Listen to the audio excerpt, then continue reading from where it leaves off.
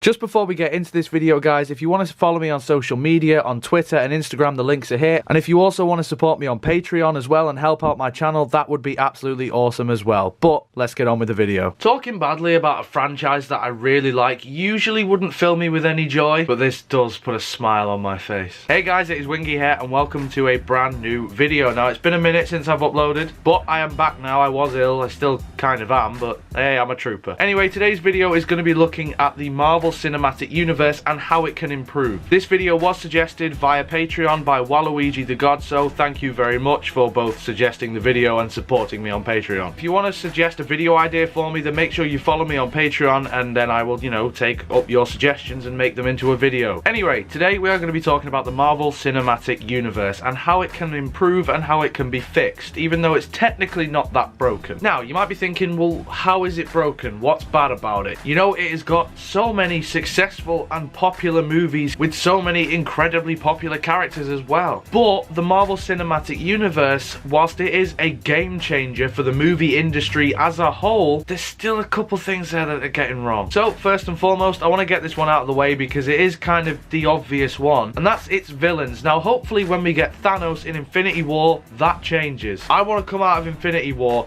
and look at Thanos and think, fuck me, yes, finally, Jesus, it's about time. I mean, honestly, with Thanos, it'd probably be worse if he was another sort of generic Marvel villain, because we have been waiting so many years for him to properly appear. But when you look at all the other Marvel movies, the villains have tended to be the weak part. There's only a few exceptions, you know, Loki, the Vulture.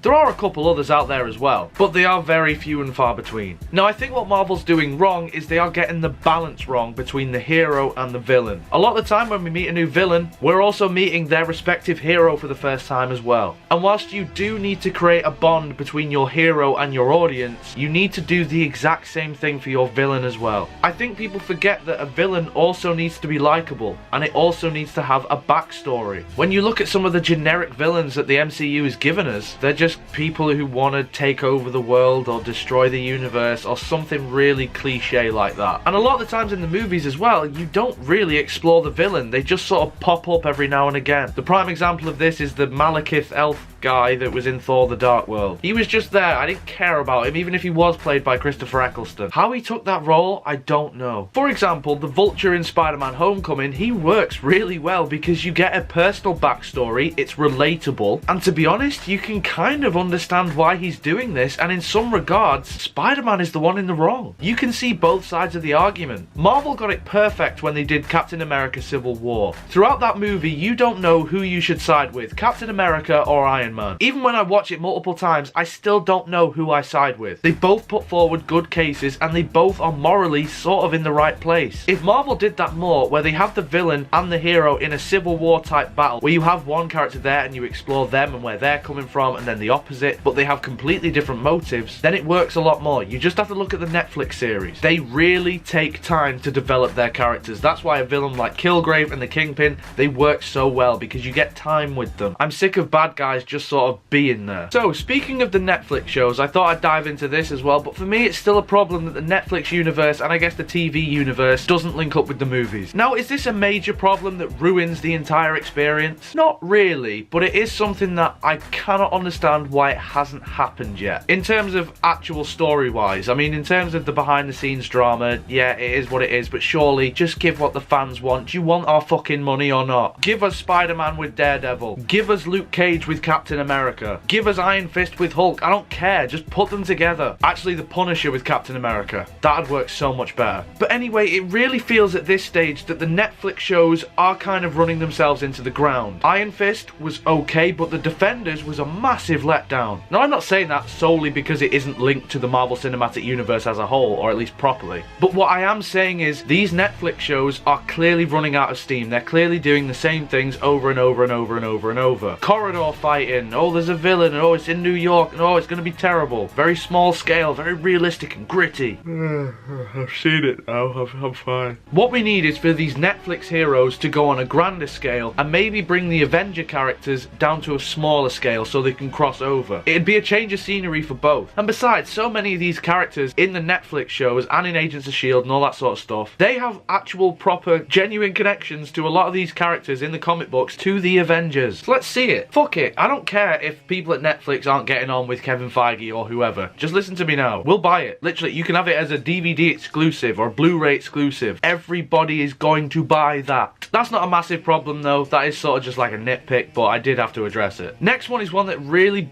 bugs me, and it didn't really annoy me that much until Thor Ragnarok, and that's the humour. Now, I don't want the proper serious gritty DC-like films. I mean, I like them, but I also like a bit of humour. I think though that Marvel is really struggling to get the balance. I mean, a lot of the main complaints of The Last Jedi was something similar as well, but Thor Ragnarok was way too funny. And the thing is, I don't mind a joke, I like a laugh, everybody does, but I think when you have properly serious moments between characters or events happen and then it's just cut with a knife because someone has to tell a joke, it doesn't work all the time. Thor Ragnarok is a prime example. When the humour landed, it was hilarious, but a lot of the time it was just so misplaced. And this isn't just me personally attacking Thor Ragnarok, because it's definitely not the only movie that's done that. Iron Man 3 was another example where humour was used in places realistically it shouldn't have done. The Avengers movies has done this as well. Ant-Man, Doctor Strange, they all have, really. It's just such a shame that Marvel seem to think that they're subverting our expectations by telling us a joke in a really serious moment. But one, we expect it now, so it's not really subverting anybody's expectations. And two, it just ruins the scene. It's funny once or twice in a serious moment, but after a while, it's just like, can we please just feel that moment? Like, that moment actually would have had a big impact on that character. Can we not just laugh it away? Now, spoilers for Thor Ragnarok. I know it's been out for a while, but just in case anybody hasn't seen it, one of the main gripes that I had with this was at the end of Thor Ragnarok, where Asgard blows up and then Korg just cracks a joke. No, that's actually a very significant moment for Thor. His home has just vanished in front of his eyes in a gulf of flames. Maybe not crack a joke there. If they tone it down, I'm fine, but I think if they keep it up and they just keep pushing it to the forefront, it's really going to take away from the films. And then the last point that I want to get across is the whole thing where a lot of these movies, they're good, yeah, but they're really kind of generic and forgettable. I don't think there is a genuinely terrible movie in the MCU, but I will say there are quite a few bang average ones. Doctor Strange, Ant-Man, Thor the Dark World. These are just a few examples of movies that really fell flat and I think are quite generic in their approach and in their execution. Obviously we're getting different things now with the likes of Black Panther, the Guardians of the Galaxy movies. Hopefully Infinity War is going to be that as well. But Doctor Strange is pretty much the first Iron Man movie repackaged. Ant-Man, similar sort of thing. Marvel need to be really careful not to reuse and repackage their movies. It's starting to show now. If it carries on and Captain Marvel is sort of like another generic type movie, then I think the superhero fatigue will properly set in. A movie like Doctor Strange, just think about it. Visually, that movie is incredible. If that came out in like 2008, the same time that Iron Man did, everybody would have been blown away. Probably more so than with the Iron Man film. So it's astonishing to me that that same movie, which should be something so much more, was just okay. I know Iron Man was this great success, but you don't need to keep telling that same story. Find another story to tell with different characters. But anyway, they're just a couple of things that I would do to improve the MCU. Thank you again to Waluigi the God for suggesting this video. But yeah, this one is an interesting one because everybody raves about Marvel and acts like they're perfect, but they do have flaws. And that's not me trying to be like a DC fanboy or anything and just try and pin Marvel down and beat them. I love the MCU. I've always said that I'm not Marvel and I'm not DC. I love both. But like I say, there are a few things that they can improve on. And also, I cannot just fucking wait for Infinity War. This is going to be so cool. My body is ready. Let me know in the comments what you think. Do you think the MCU needs to improve somewhat? Do you think it's perfect the way that it is? How would you improve it personally? Whatever you think, let me know in the comments below. If you enjoyed this video, make sure you leave a like on it. Follow me on social media, subscribe here, follow me and support me on Patreon, all that good stuff. And if you do, I would love you forever. But till next time, guys, take care of yourselves. Goodbye.